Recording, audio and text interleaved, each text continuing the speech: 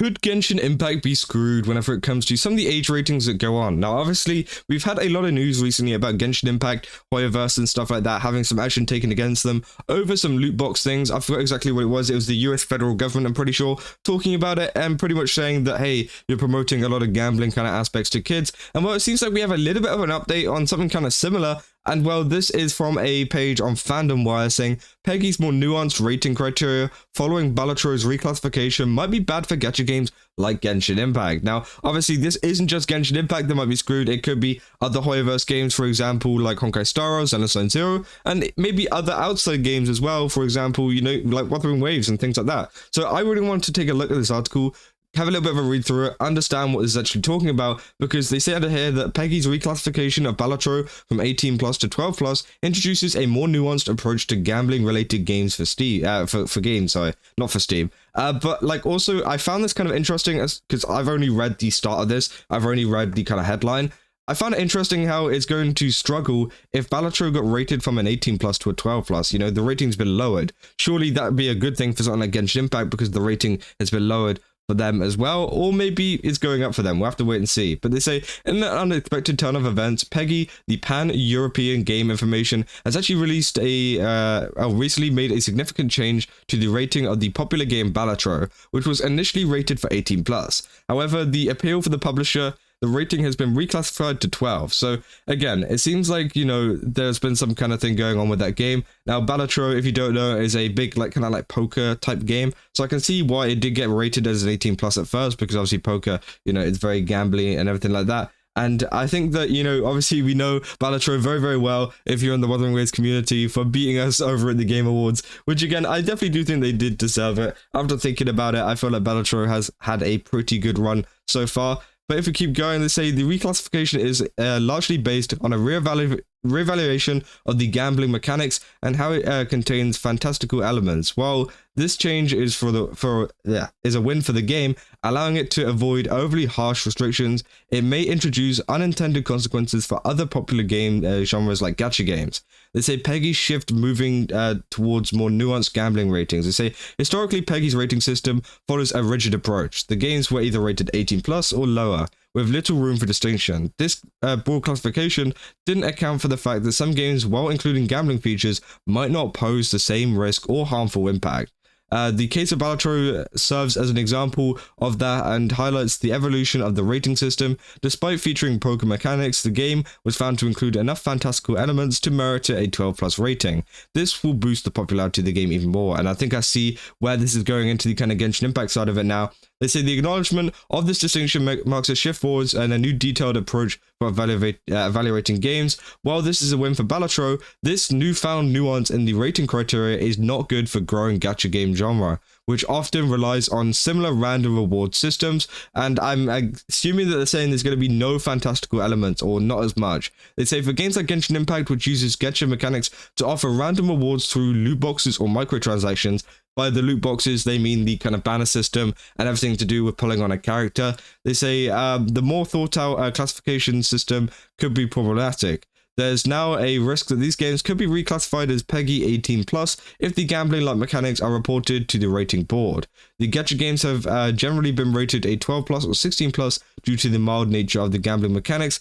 However, under the new framework, there's a chance that they could be flagged for having mechanics that are too similar to traditional gambling experiences. Now, I do think it's pretty bad, the gambling experience in gacha games. I feel like Wuthering Waves has definitely been doing a lot better with it, and also I think we saw with Arkness Enfield, they had a pretty good run with it as well. With, for example, you know, obviously the Wuthering Waves weapon banner has a absolute guaranteed chance of you getting it. And also, I feel like with Genshin Impact 2, it's not the end of the world because you do have the pity system. Now, obviously, it is a very, very late pity system, which again isn't great at all, but it's not like you're like completely not guaranteed anything. And I don't know how bad the actual similarity to like traditional gambling experiences it is, because I feel like, I don't know, maybe it's me that plays a lot of gacha games and doesn't really understand it as much and doesn't really think about how different it is or how similar it is to kind of actual gambling, but I feel like it's not as bad, especially with a lot of the kind of free-to-play elements and stuff in it as well.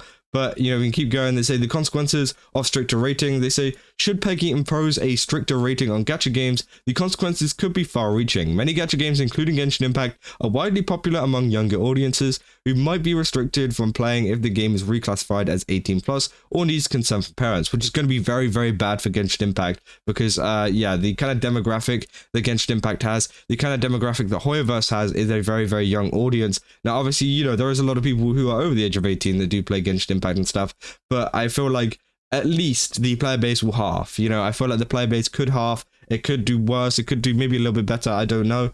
But again, there was definitely going to be a shift in the audience if something like this was to happen.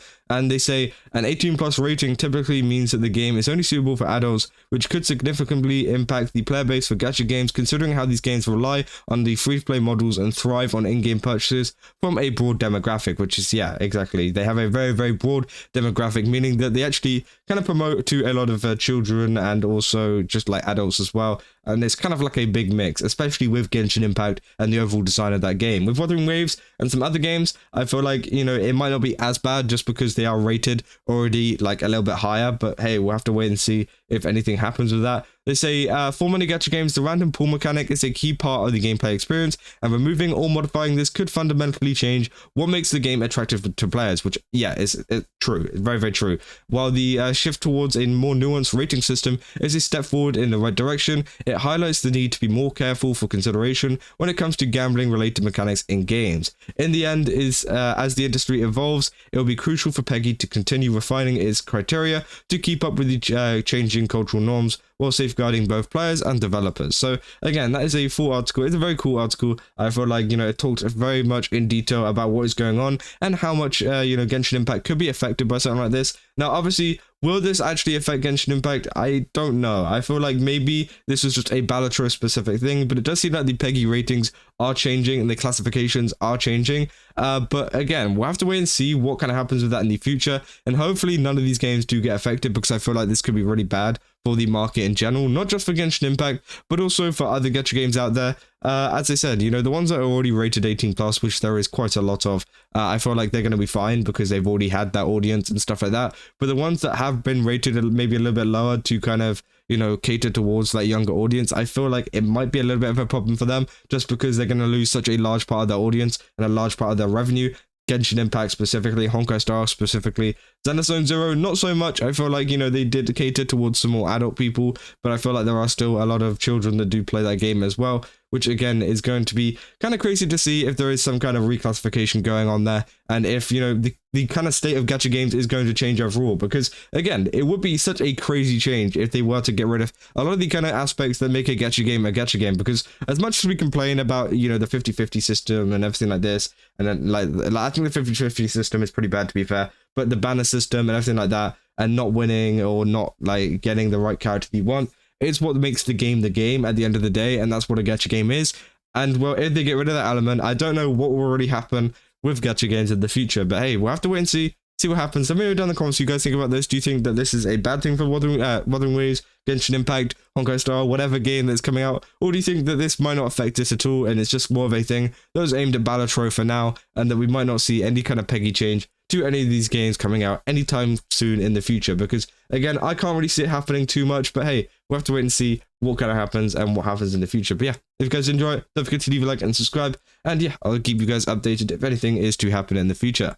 That's all. See ya.